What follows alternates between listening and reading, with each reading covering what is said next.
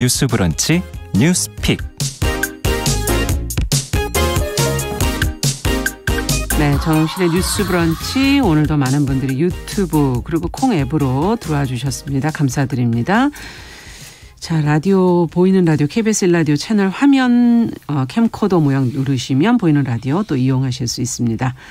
첫 코너 뉴스픽으로 시작을 해보죠. 월요일 이 두 분과 함께하겠습니다. 전혜연 우석대 개공 교수님 안녕하세요. 안녕하세요. 전혜연입니다. 네, 조으론 변호사님 안녕하세요. 네, 안녕하세요. 조으론입니다. 자, 오늘 첫 번째 소식은 지난 4월에 휠체어를 탄 장애인이 이 9호선에 있는 양천 향교역, 여기에서 에스컬레이터를 탔다가 추락한 또 안타까운 사건이 있었습니다.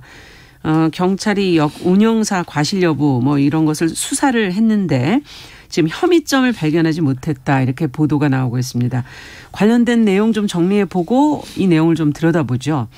정 교수님께 좀 부탁드릴게요. 예, 지난 4월 7일 발생한 사고를 좀 요약해 보면 양천 향교역 승강장에서 전동 휠체어를 탄 50대 후반의 남성 A씨가 에스컬레이터를 타고 올라가다가 뒤로 넘어져서 추락을 했습니다. 이 에스컬레이터는 장애용 리프트가 아니었다고 하고요. 네. A씨가 추락한 뒤 바로 병원으로 옮겨졌지만 1시간 후 세상을 떠났습니다. 근데 사고가 발생한 에스컬레이터 입구에 차단봉이 설치되어 있지 않았다고 해요. 예. 서울시가 사고 이후에 9호선 모든 역사에 에스컬레이터에 차단봉을 설치하기로 했는데, 이 A씨가 사망한 다음 날 전국 장애인 차별 철폐 연대가 성명을 내고 사고가 난 다음에 이제 말씀드렸듯이 에스컬레이터에 네, 차단봉 설치하는 것에서 사후 약방문이라고 지적을 했었고, 예. 이것은 개인의 책임이 아니라 명백한 서울시의 관리 책임에 있다라고 지적을 한 바 있었고요. 서울 강서경찰서에서 서울시 메트로 9호선, 그러니까 양천 향교역 운영사의 안전총괄 책임자를 조사를 했습니다. 그런데요, 5일 밝힌 내용을 보면은 종결하기로 했다, 조사 종결하겠다고 하는데 그 이유는 뭐냐. 첫 번째로 제가 말씀드렸듯이 차단봉 얘기가 있었잖아요. 예. 휠체어 진입을 막는 차단봉이 당시에 없었던 건 맞는데 이게 법적으로 의무가 아닌 권고사항이기 때문에 책임을 물을 수 없다라는 것이 주요한 내용 중에 하나고, 네.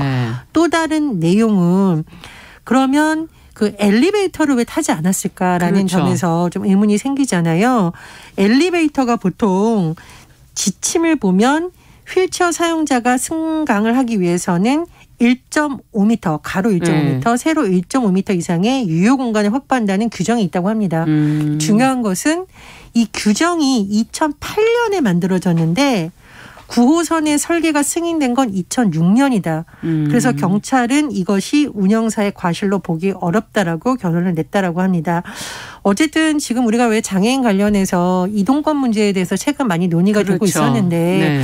이번 사건은 그냥 개인이 부주의 이렇게 하게 된다면 또 다른 사고가 일어날 수 있기 때문에 예. 어떤 점이 문제였고, 또 지금 대중교통에서 장애인 이동권에 대한 부분이 잘 지켜지고 있는지 다시 한번 돌아봐야 된다라는 주장이 제기되고 있습니다.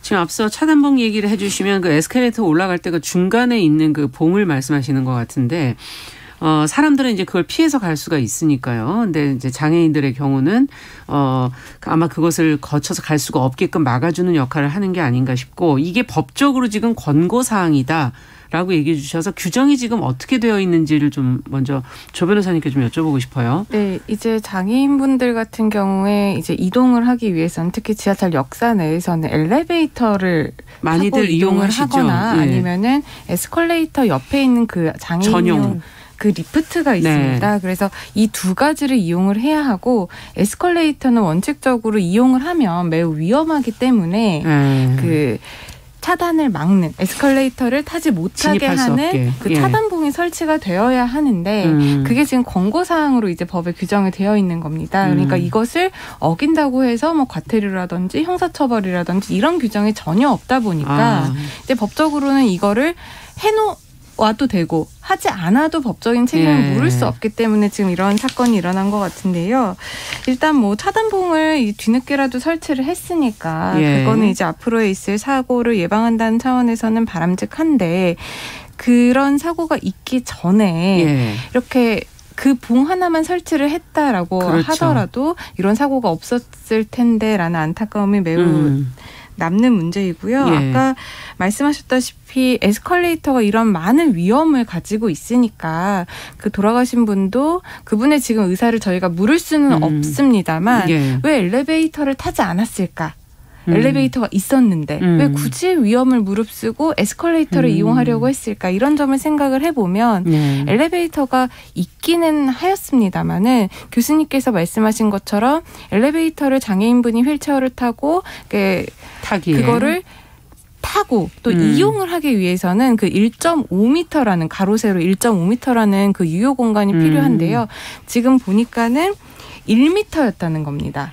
그 엘리베이터가. 네. 근데 이건 역시 2008년도부터는 1.5m의 유효 공간을 두라고 이제 법이 개정이 돼서 그 이후부터는 지켜야 됐지만 이 역사 같은 경우는 2006년에 지어지다 보니 1m여도 그 당시 법으로는 통과가 문제가 없었던 겁니다. 그러니까 이런 문제들이 이제 뭐 점차 개선은 되고 있지만 아직까지도 예전에 지어진 건물 아니면 예전에 지어진 시설 같은 경우에는 지금에서 우리가 보는 장애인분들이나 아니면 노약자분들에 대한 이런 시설들이 실효성이 없다라는 것들이 가장 문제인 것 같습니다. 그래서 앞으로 이런 대책들이 마련될 때는 단순히 그냥 어떤 시설을 설치했다 그게 아니라 이게 실제로 운영이 될 수가 있는 실효성을 가지고 있는지가 가장 중요한 쟁점을 우리가 염두에 두고 한 번만 시뮬레이션을 해본다면은 그걸 다 알 수 있지 않을까 하는 생각도 조금 드는데요. 그러니까 이게 장애인분들의 의견도 받겠지만은 물리적으로 휠체어가 딱 보니까 이 정도 사이즈니까 이 정도만 들어가면 되겠지라고 생각을 하기 쉬운데요. 사실 이 엘리베이터 공간에서 들어갔다가 나오는 게 어느 정도의 회전이 필요합니다. 그렇죠. 회전이 있으려면 이 딱 휠체어 사이즈만으로는 부족하고 그거보다는 좀 더 넓은 공간이 필요하다라는 거니까 이런 것들을 시뮬레이션을 해본다든지 정말 실효성 있는 그런 대책들을 세워야 되는 것이 아닌가 그런 생각이 듭니다. 네, 참 안타깝네요. 어떻게 본다면. 정 교수님께서는 어떻게 보십니까? 그 보편적으로 이용할 수 있도록 만든 것이 대중교통이잖아요. 그런데 아예 설계를 할 때부터 변호사님이 말씀해 주신 그런 의견을 반영했으면 나중에 또 공사하고 또 사고가 나서 이렇게 희생했고 이런 일 안 됐을 텐데 사실 그런 개념이 너무나 부족했던 거죠. 그래서 지금이라도 일단 문제가 있는 곳을 다 점검을 해서 그런 부분을 고치도록 해야 추가 사고를 막을 수 있을 것이라고 보고요.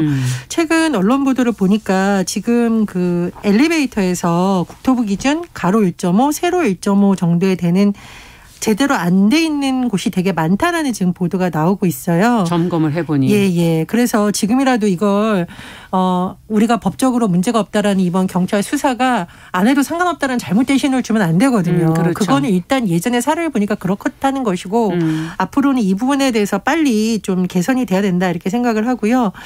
이 장애인 이동권 문제가 우리나라에서 본격적으로 제기된 게 40년 전이라고 하는데 1984년에 한 장애인이 유서를 남기고 세상을 떠나는데 그 유서의 내용이 지금 들으면 이게 그때 안 됐었구나 싶습니다. 뭐냐. 휠체어 가로막는 도로 턱을 없애달라는 거였습니다. 그렇죠. 예전에 도로 턱 문제를 꾸준히 제기해 왔었죠. 근데 우리 입장에서는 도로 턱이 장애가 없는 분들 입장에서는 아무것도 아니지만 휠체어를 타는 분들 입장에서는 도로 턱이 조금만 높아도 못 내려갑니다. 못 내려가고요. 그걸 넘을 때 잘못하면 뒤로 넘어질 수 있거든요. 그래서 제가 거듭 말씀을 드리는데 지금 장애인 종합개발계획에서 또 이제 정부에서 짜고 각 시군도 단체장이 바뀌어서 새로운 인수위에서 지방정부 인수위에서 아마 향후 4년간의 지방정부에 대한 걸 짤 텐데 지금부터 좀 장애인분들의 의견도 듣고 해서 점검을 한다면 사고가 나서 부랴부랴하는 것은 좀 줄지 않을까 생각이 듭니다. 네, 그리고 저도 한 말씀 드리고 싶은 문제가 이번에 뭐 운영사라든지 지하철 역사에 책임이 없다라는 결론을 일단 경찰 수사 단계에서 내렸다고 하는데 사실 이런 부분이 뭐 그 당시에 법이 이렇게 됐으니까 책임이 없다라고 이제 단편적으로 형사 책임을 물을 때는 볼 수가 있겠죠. 그런데 교수님께서 지적하신 것처럼 이게 이제 인식 개선, 제도 개선 이런 여러 가지 일들로 우리가 뭐 책임이 없으니까 여기서 그만 보는 게 아니라 여러 가지 앞으로 생길 문제들을 미리 좀 따져보는 계기가 되어야 할 것 같고요. 아까 도로 그 턱 문제 말씀을 하셨는데 장애인분들을 제가 이제 만나서 면담을 해보거나 이럴 일이 있으면은 이제 뭐 사람들이 많이 만나면 우리들은 맛집 정보를 공유를 하잖아요. 있잖아요. 근데 장애인분들은 휠체어를 타고 턱이라든지 이런 장애 요소가 없는 음식점이 맛집이라는 그런 이야기를 제가 들은 적이 있어요. 그런 말씀들을 서로 하신다는 거죠. 우리나라에서 이제 장애인들 시설 관련한 법들이 있습니다. 법들을 보면 뭐 음식점이나 아니면 건물을 이제 건축을 할 때 그 휠체어가 들어갈 수 있는 통로를 확보를 하도록 그런 법령들이 있는데 이런 법령들이 만들어지기 전에 건축된 어떤 설치물이라든지 건축물 같은 경우는 이거를 지금 지키지 않아도 또 뭐 괜찮을 수도 있다라는 법적인 결론이 나올 수도 있잖아요. 그렇기 때문에 이런 것들도 예전에 지어진 건축물들도 요즘 시대에 맞게 어느 정도 좀 보완을 할 수 있는 좀 강제력이 좀 동원이 되었으면 좋겠다라는 생각이 듭니다. 네. 앞으로 또 노령 인구도 더 늘어날 것이기 때문에 미리미리 이런 거를 좀 대비해 둔다면 좋지 않을까 하는 뭐 사회적 변화 측면에서도 생각해 볼 수 있지 않을까 싶은데요. 어쨌든 지금 이런 비슷한 문제들이 지금 계속 발견이 되고 있다면 뭔가 개선이 돼야 될 것 같고 반드시 어떤 부분을 좀 고쳐야 될지 두 분께서 좀 지적을 해 주시죠. 일단 장애인 철폐 연대에서도 계속 주장을 하는 이제 많은 내용이 있는데 그중에 한 엘리베이터, 한 역사단 한 엘리베이터 동선을 확보해달라는 그 요구는 지금 사회적으로 많이 주목을 받고 있으니까 일단 이 부분이라도 좀 개선을 빨리 해줬으면 좋겠다라는 생각이 들고요. 장기적으로는 사실 뭐 저상버스라든가 계단만 있는 건물에 대해서 어떻게 할 것에 대한 폭넓은 논의가 이루어져야 된다고 봅니다. 그러나 일단은 우리가 지금 그래도 하겠다라고 지자체에서 의지를 밝힌 저상버스나 이 지하철 역사에서의 엘리베이터 문제라도 단계적으로 좀 풀어갔으면 하는 바람이 있습니다. 네. 저도 이제 교수님이랑 거의 대부분 비슷한 내용으로 뭐 저상버스 도입이라든지 1인 인력사 엘리베이터 같은 경우에도 이런 것들이 다 실천이 돼야 된다라고 생각을 하는 건데요. 일단 그러기 위해서는 일단 예산 확보가 제일 중요합니다. 우리들의 시민들의 인식이 개선이 됐고 정치권에서 그런 합의가 있었다고 해도 이게 예산이 준비가 되지 않으면은 할 수가 없는 일이거든요. 그렇기 때문에 이 부분에 대한 예산을 실무부처라든지 국회에서 조속히 좀 관심을 가지고 마련을 해 주셨으면 좋겠습니다. 네. 이게 또 지자체랑 연결이 돼 있지 않을까 하는 생각도 좀 다소 드는 부분이 있는데요. 법적인 부분이라든지 예산 확보의 문제 실천할 수 있는 방법을 좀 찾아봤으면 좋겠네요. 자, 두 번째 뉴스는 지금 공군 성폭력 피해자인 고 이해람 중사 사건 앞서 잠시 말씀을 드렸지만 특검팀이 이제 어제 출범이 됐고 뭐 규모라든가 대략의 인적 구성, 뭐 수사 방향 이런 내용들이 지금 보도가 나오고 있는데 조론 변호사님께서 좀 정리해 주시면 저희가 여기서 좀 보완해야 될 내용이 혹시 있는지 좀 살펴보도록 하죠. 네, 고 이해람 중사 사건은 작년에 굉장히 많이 화두가 되었던 문제입니다. 공군 제20전투 비행단 소속으로요 근무를 하다가 작년 3월에 선임인 A 중사로부터 이제 성추행을 당했습니다. 그래서 이해림 중사가 피해 사실을 즉각 상급자에게 보고를 했는데 주변에서 이제 그 군 내부에서 사건을 덮자라는 회유와 협박이 이제 돌아왔다고 합니다. 또 뒤늦게 수사에 착수를 한 군사경찰이 이 한 달여 만에 이 A 중사를 기소 의견으로 군 검찰에 송치를 했는데요. 이제 가해자라든지 피해자가 이제 분리가 돼야 되고 뭐 조사도 받아야 되는데 이런 조치가 제대로 이루어지지 않았다라는 겁니다. 그리고 또 이제 조사 일정이 이제 군 검찰 측에서 계속 이제 연기를 하다 보니까 작년 이해림 중사가 극단적인 선택을 했습니다. 그런데 여기서 더 안타까웠던 소식은 극단적인 선택을 한 날이 남자친구와 혼인신고를 한 날이었다라고 하는 부분에서 많은 더 안타까운 것들을 많은 분들이 느끼셨을 텐데요. 이에서 유족들이 이 부분에 관련돼서 이런 성추행, 군대 내에서의 성추행 문제뿐만 아니라 이 사건이 일어났을 때 군 내부에서 덮으려고 했고 회유하려고 했고 협박하려고 했고 이런 모든 총체적인 문제를 들어서 이제 특검을 하자라고 주장을 했고요. 이제 대선이 끝난 다음에 이제 특검이 꾸려졌습니다. 특검이 꾸려졌고 지금 6월 5일 어제죠. 특검이 이제 출범을 했는데요. 특검이 앞으로 이제 수사 개시일로부터 70일 정도 이제 수사가 가능합니다. 그리고 30일 연장을 포함하면 이제 총 100일간 이제 수사가 되고요. 특검이 나중에 이제 기소를 한다라고 한다면 이제 군사법원이 아닌 서울중앙지방법원에서 이제 진행이 됩니다. 지금 특검 같은 경우에는 이제 안미영 특별 검사를 필두로 해서요. 유병두, 이태승, 손영은 특검보 이외에도 이제 한 80여 명의 수사 인력이 참여를 하는 것으로 지금 알려져 있고요. 또 법에 따라서 이제 파견 공무원이라든지 특별수사관도 이제 30명이나 이제 40명 범위 내에서 앞으로 또 충원할 예정이라고 합니다. 그래서 앞으로 이 특검팀은 이 이해람 중사 사망 사건과 연관된 공군 내의 성폭력 문제, 그리고 2차 피해를 유발하는 이런 불법 행위에 대한 조사도 하고요. 또 국방부와 공군 본부 내에서 있었던 그런 은폐, 무마, 회유, 이런 직무유기, 그리고 직권남용 등에 대해서 집중 수사할 계획이라고 합니다. 네, 지금 뭐 관련 자료가 나온 게 뭐 5만여 쪽이다 지금 그런 내용들이 있는데, 지금 시간은 뭐 아까 70일 연장해서 100일이라고 얘기하시니까 뭐 충분할까 이런 생각도 좀 들고, 앞으로 수사에 좀 중점을 둬야 될 게 무엇이라고 생각하시는지 두 분 말씀을 좀 듣고 싶네요.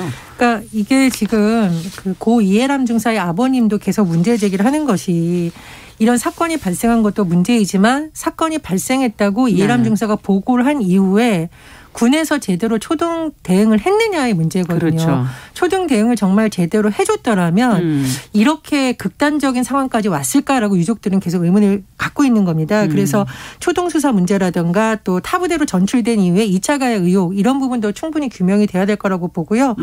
참고로 2차 가해에 대해서는 지금 실체 규명이 거의 안 됐다는 비판이 계속 제기돼 있고 유가족도 문제 제기를 하고 있고요. 국가인권위에서도 2차 가해 의혹이 제기된 군 관계자들 재판을 넘기자는 부분에 대해서 추가 조사 필요하다고 권고한 바가 있습니다. 그래서 그런 문제에 대해서 잘 수사를 해야 된다고 보고, 그런 걸 통해서 군 문화에 조금이라도 경각심을 주고 정확하게 무엇이 문제이고 무엇이 처벌받을 범죄라는 것을 한번 명확하게 세워주지 않으면 전 이거는 계속 반복될 수 있는 문제라고 생각이 들어요. 그래서 특검 법이 통과되는 과정도 굉장히 우여곡절이 많았잖아요. 그래서 굉장히 어렵게 발을 디뎠는데, 이번에야말로 특검을 좀 신뢰할 수 있다라는 여론이 나올 수 있도록 정말 짧으면 70일, 길면 100일인데 이 수사 기간 안에 좀 실체적 진실 규명이 되었으면 합니다. 이게 사건이 일어난 지가 벌써 1년하고도 몇 개월이 흘렀잖아요. 그렇죠. 1년하고 한 2개월 정도가 흘렀는데 사실 이 기간 동안에 수사가 진행되지 않았던 것이 아닙니다. 그리고 지금 실제 성추행을 한 가해자는 징역형을 선고를 받았어요. 그럼에도 불구하고 이렇게 뒤늦게 특검이 출발을 하게 된 이유는요. 이제 사건을 수사했던 국방부가 작년 10월에 총 25명 정도를 이제 형사 입건을 했는데 이 중에서 15명 정도밖에 기소가 되지 않았다라는 겁니다. 특히 초동 수사를 맡았던 그 군사 경찰, 그리고 군 검사, 군 검찰을 지휘 감독하는 이제 공군 법무실장 같은 경우에도 공군 법무실장이라든지 이런 지휘부라고 볼 수 있는 사람들이 증거 불충분 등을 이유로 이제 불기소 처분을 받았다는 겁니다. 그러니까 2차 가해에 대한 것들이 지금 기소들이 대부분 되지 않았다는 거예요. 그렇기 때문에 앞으로도 이런 유사 사건에 대해서 재범의 위험성도 있고요. 이런 일들이 반복되지 않게 하기 위해서는 이런 2차 가해, 그리고 신고를 접수를 하고 그 이후에 군대 내에서 어떻게 조직 문화가 바뀌어야 하는지조차 이번에 특검에서 가장 중요하게 밝혀야 될 문제, 그리고 앞으로 개선해야 될 문제라고 생각을 합니다. 네, 좀 두 분 다 이제 군 문화 자체에 대한 지적을 지금 계속 해주셨는데, 법무부가 검찰에 지금 개정된 군사법원법 시행에 대비하라라는 주문이 있었다는 것이 지금 보도가 나오고 있습니다. 이 개정된 법의 내용과 의미가 과연 이런 군 문화를 좀 개선할 수 있는 것인지 궁금하거든요. 이 이해람 중사 사건 이후로 이제 군사법원법이 이제 개정이 됐습니다. 개정이 된 것도 되게 우여곡절이 많았는데, 이게 개정이 돼서 좋은 방향으로 바뀐 것은 맞습니다만 이게 완벽하게 또 좋은 법이라고 할 수가 없는 부분이 있습니다. 일단 개정된 내용을 제가 말씀을 드리면요. 일단 올해 7월부터 이제 시행하게 될 내용들인데요. 성범죄 사건 사건 같은 경우를 이제 군 검찰이나 군사법원이 아닌 민간 수사기관과 이제 법원이 수사 재판을 하게 됩니다. 그러니까 이제 군대 내에서 성범죄 사건이 일어나는 경우에는 네. 군사법원에서 재판을 안 하고요. 그렇죠. 일반 민사법원에서 재판을 한다. 수사도 한다. 이렇게 되는 거고요. 또 하나는 이제 군 단급 부대에 설치돼서 이제 1심 군사 재판을 담당하는 보통 군사법원이 있습니다. 이제 네. 군사법원 내에서 1심을 재판하는 그 법원들이 지금 5곳으로 이제 통폐합되는 겁니다. 그래서 이제 각 군단급 원래 소속들이었는데 이게 이제 국방부 직할부대로 이제 바뀌어지면서 통폐합되면서 조금 더 철저하게 어떤 재판을 하겠다라는 의지를 보여주는 부분이 또 하나가 있고요.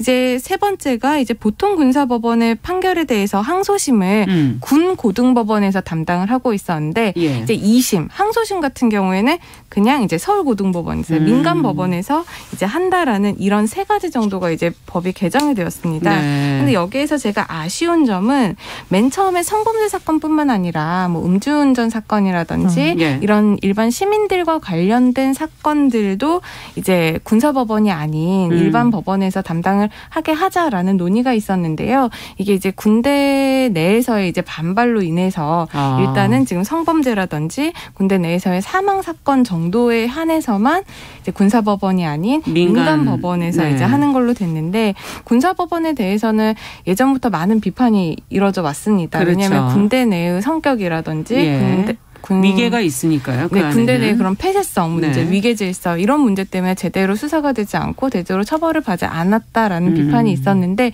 이런 부분에 대해서 문제 제기가 있어 왔고 이런 것들을 바꾸려는 노력을 위해서 이런 법 개정도 필요하지만 법이 개정이 되는 부분에서도 좀 실효성이 있는 법 개정이 있어야 되거든요. 그렇기 때문에 이 부분에 대해서도 우리가 앞으로 계속 논의를 해봐야 될 것 같습니다. 범위가 조금 좁혀진 측면도 있다라는 지금 지적을 해주셨는데 정 교수님께서는 어떻게 보십니까? 예, 그래서 사실 군사범법 개정안이 예전보다 나아졌지만 조금 누더기가 됐다라는 비판도 있었어요. 그래서 앞으로 좀 보완될 부분은 국회에서 더 논의를 하고 군도 좀 자체적으로 뭔가 문제를 바꾸려는 움직임을 계속 내지 않으면 외부에서 계속 매스를 된다고 또 다 고쳐지는 건 아닙니다. 그래서 그런 건 개선이 많이 돼야 될 것 같다고 보고요.